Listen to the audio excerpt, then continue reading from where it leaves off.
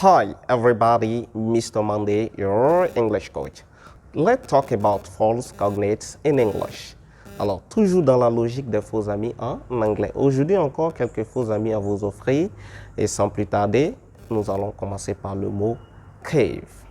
Cave ne veut pas dire cave, mais plutôt caverne. Par contre, le mot cave en anglais, on dira cellar. Le mot pain. Pain ne veut pas dire pain, mais plutôt douleur. Par contre, le mot pain en anglais, on dira bread. Main. Main ne veut pas dire main. Main veut dire principal. Par contre, le mot main en anglais, on dira hand. Voici une expression aussi qui fatigue les gens. Take an exam and pass an exam. Take an exam veut dire passer un examen et non prendre un examen. Pass un exam ne veut pas dire passer un examen, mais c'est réussir à un examen. Le mot injure ne veut pas dire injure. Le mot injure veut dire blessé ou blessure. Par contre, le mot injure en anglais, on dira insult. Le mot introduce.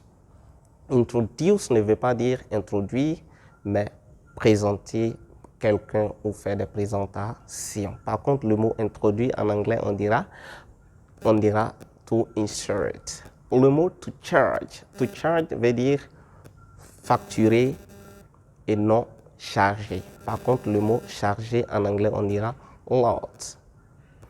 Le mot misery. Misery qui généralement est traduit par misère, mais qui se retrouve dans d'autres contextes avec une signification différente que misère. Vous avez un exemple. Dans d'autres contextes, le mot misery veut dire la grande tristesse ou la détresse. Par contre, dans d'autres contextes, ils utiliseront le mot misère désignera extreme poverty ou bien impoverishment. Vous avez également le mot license. License ne veut pas dire licence comme des diplômes, mais par contre, license veut dire permis, par exemple permis de conduire.